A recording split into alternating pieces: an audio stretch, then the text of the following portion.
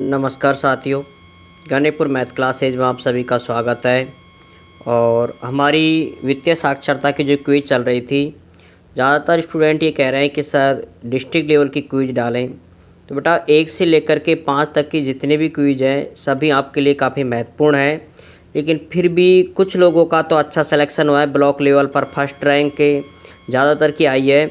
कम से कम अब तक 10 स्टूडेंटों के आ चुके हैं मैसेज जिनकी फ़र्स्ट रैंक आई है। लेकिन कुछ हैं 2-3 स्टूडेंट हैं जिनका आया है कि सर आपकी क्विज से एक भी प्रश्न नहीं मिलते हैं। तो बेटा बात ऐसी है, नहीं मिलने का कारण यह है कि क्विज है, इसके अंदर वो कहीं से भी उठा करके पेपर दे देता है। अब डिपेंड करता है कि आपके ब्लॉक में कौन सा पेपर ओपन करेंगे वो, ठीक है, किस टॉपिक से रिलेटेड आपके ज़्यादातर प्रश्न आ सकते हैं।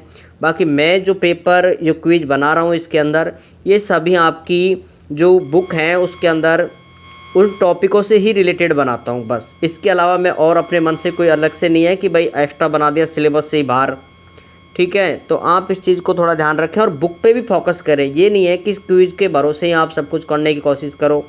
क्या पता देखो क्विज में आपको 100% मिले नहीं मिले, ठीक है। तो इस चीज़ का आप विशेष ध्यान रखो और कोशिश करो कि जो आपको बुक दी गई है उनको भी आप कम से कम एक बार तो रीड करो ही करो, ठीक है। तो आज की क्विज शुरू करते हैं। सभी को best of luck. District level पे सिलेक्शन हो सभी का, स्टेट लेवल पे सिलेक्शन हो सभी का, ठीक है। ये और कुछ क्वेश्चनों में दिक्कत हो जाती है किसी में आंसरों में, तो इसके लिए आप कमेंट्स कर दिया करो सर इस क्वेश्चन में, क्योंकि बेटा वो पेपर बन उस समय करते हैं, इसको बनाते हैं तो उस समय कोई न कोई वर्ड प्रिंट में दिक्कत आ जाती है लिखने पर। आगे देखो आज की जो क्विज है, पहला प्रश्न है निम्नलिखित में से कौन सा भारतीय रिजर्व बैंक का कार्य नहीं है। अब ये रिजर्व बैंक के जो कार्य हैं वो ये हैं, मुद्रा जारी करना, बिल्कुल मुद्रा जारी करता है वो। जमा स्वीकार करता है, जमा आपको पता है आप रिजर्व बैंक में कभी पैसे जमा कराने गए हो, कभी भी नहीं गए हो, ठीक है, तो कभी भी जमा को स्वीकार नहीं करता है, तो इसका ये आंसर गलत है, ठीक है। अगला है सरकार का बैंक, सरकार का सभी का बैंक है वो एकदम, ठीक है भाई, सभी बैंकों का बैंक है वो बिल्कुल। क्रेडिट नियंत्रण कि जितने भी धन रुपये जो करते हैं, कितना रुपया देना है कितने रुपए करना है, उन सबका नियंत्रण करता है वो आरबीआई करता है, ये आपको पता है, ये मैंने काफ़ी बार बता रखा है, ठीक है। तो इसके आंसर इस तरह से दे रखे हैं आपको, BC सही है, AD सही है, या ABCD सही है, या फिर ACDE सही है। तो आपका पता है कौन सा गलत है, इसमें B गलत है, तो आपका आ जाएगा इसके अंदर B वाला 4 ऑप्शन, ठीक है। अब देखो नेक्स्ट क्वेश्चन, समग्र कॉरपोरेट अभिकर्ता के रूप में कार्य करने के लिए बैंकों को खालिस्तान का पूर्व अनुमोदित प्राप्त करना आवश्यक है। तो ठीक है, ये प्रश्न अच्छा है, ऐसे प्रश्न आ सकते हैं आपके एग्जाम में निश्चित रूप से।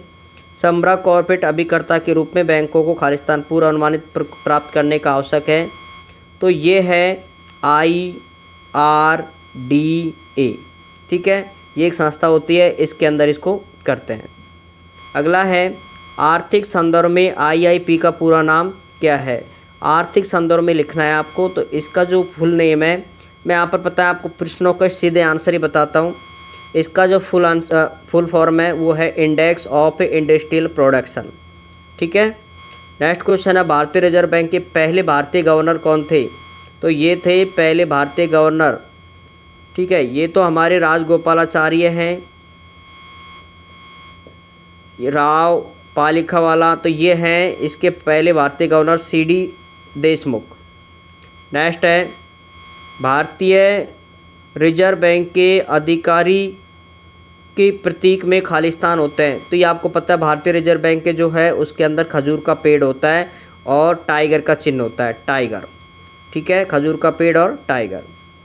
नेक्स्ट क्वेश्चन है भारतीय रिजर्व बैंक के गवर्नर के रूप में कार्य करने वाले एकमात्र प्रधानमंत्री, ये आपको पता है कौन सा, ये मैंने प्रश्न पहले बता चुका है, डॉक्टर मनमोहन सिंह। ये तो है बेटा गवर्नर के रूप में, ठीक है। एक वित्त मंत्री के रूप में भी कार्य करने वाले राष्ट्रपति भी हैं, ठीक है। वो राष्ट्रपति कौन है, वो है वेंकटा रमन, ठीक है, वेंकटा रमन। और प्रधानमंत्री कौन है, मोरारजी देसाई, मोरारजी देसाई, ये इसके प्रधानमंत्री। ये तो है PM, ये हैं आपके प्रेसिडेंट जो राष्ट्रपति हैं, और ये गवर्नर है। अगला है reserve bank of staff college की स्थापना कहाँ की गई थी। अच्छा प्रश्न है, ये की गई थी चेन्नई में। ऐसे प्रश्न आ भी चुका है पहले। भारत में अंतिम ऋणदाता कौन है, तो अंतिम ऋणदाता का SBI। आपको पता है सारे बैंकों का बैंक है RBI, तो सबका ऋणदाता भी कौन हुआ, RBI। नेक्स्ट क्वेश्चन है, ये कुछ थोड़े थॉट है RBI के बारे में, थोड़ा सा आपको ध्यान रखना है क्योंकि आपकी क्विज RBI के द्वारा ही जारी किया जा रहा है, इसलिए आप इसका विशेष ध्यान रखेंगे। भारतीय रिजर्व बैंक RBI की स्थापना 1934 अधिनियम के तहत की गई है 1935 में हिल्टन यंग कमीशन की सिफारिश के आधार पर। ये ध्यान रखेंगे आप, हिल्टन यंग कमीशन के आधार पर। भारतीय रिजर्व बैंक सार्वजनिक स्वामित्व में स्थानांतरण अधिनियम 1948 के आधार पर इसका राष्ट्रीयकरण किया गया।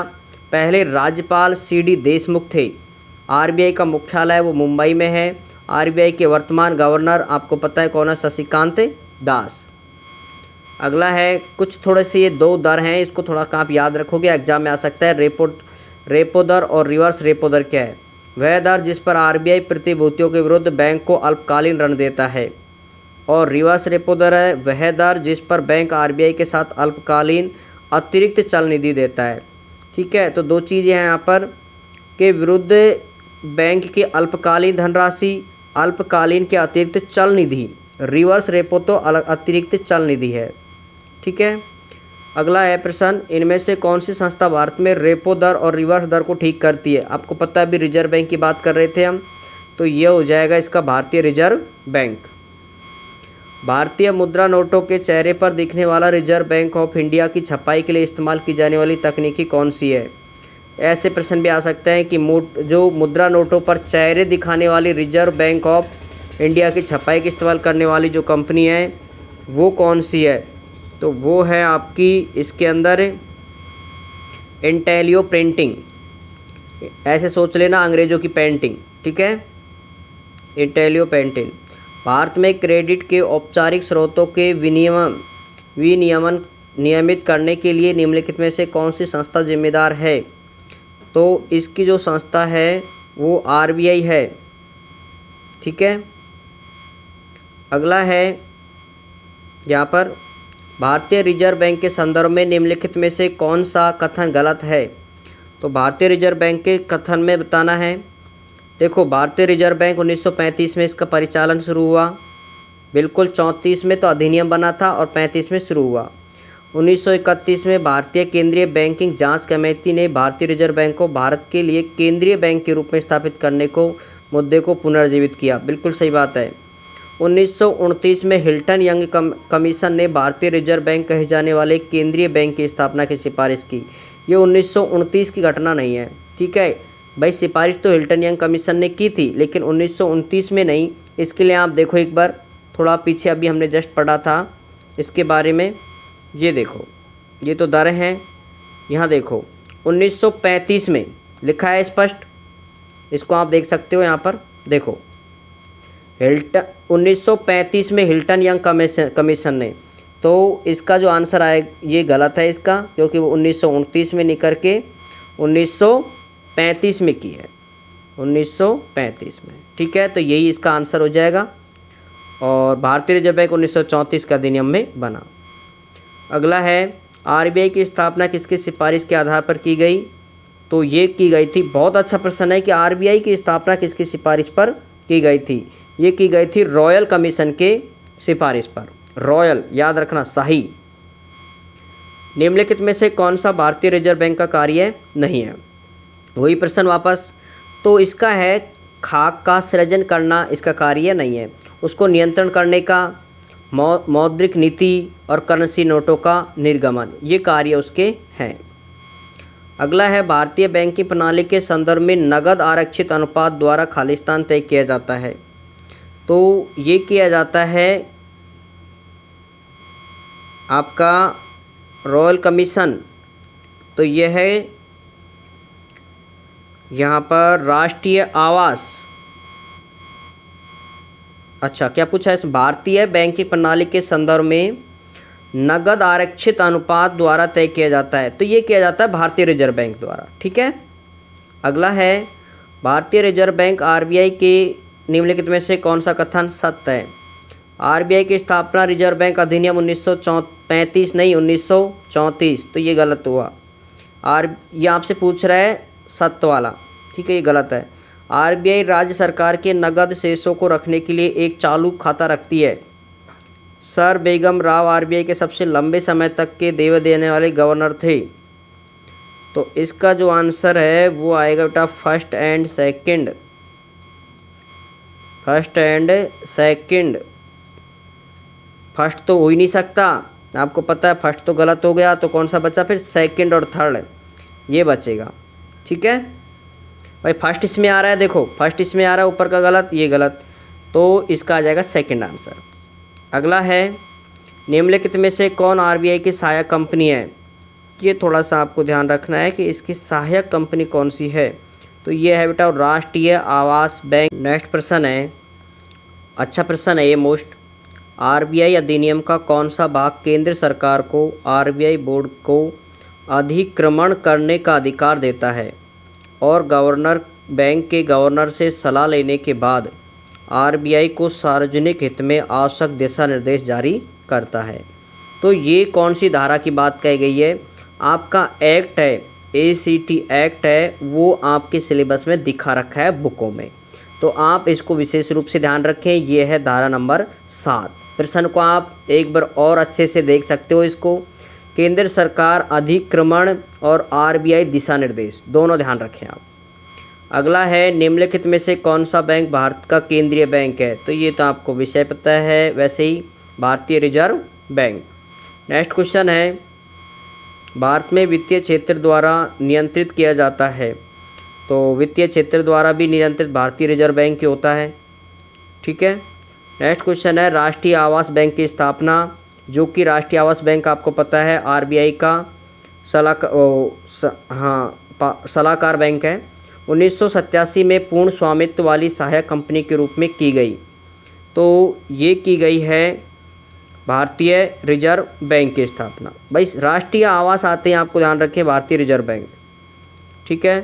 नेक्स्ट क्वेश्चन है, पाउंड स्टर्लिंग ने से भारतीय रुपये कब जुड़ा? ये आपको सब ध्यान रखने। पहले क्या था मैं आपको बताऊं, अंग्रेज़ों का शासन था और इंग्लैंड के जो देश होती हैं उसके अंदर चलता है पाउंड, वहाँ पर पाउंड के रूप में संख्याओं को काउंट किया जाता है। ठीक है। तो उस समय पाउंड चलता था इंग्लैंड में, जबकि भारत में रुपए में कन्वर्ट हो गया। ये हुआ था 1975 में, थोड़ा ध्यान रखेंगे इसको। अगला प्रश्न है, निम्नलिखित में से कौन सा सही कथन नहीं है? तो इसके अंदर सही कथन कौन सा नहीं है? भारतीय रिजर्व बैंक 1 अप्रैल 1935 से परिचालन, ये भी ठीक है। भारतीय रिजर्व बैंक ने जनवरी 1972 से दिसंबर 1972 तक बांग्लादेश के सेंट्रल बैंक के रूप में कार्य किया। तो इसका जो आंसर है, भारतीय रिजर्व बैंक जून 1948 तक पाकिस्तान के सेंट्रल बैंक के रूप में कार्य किया।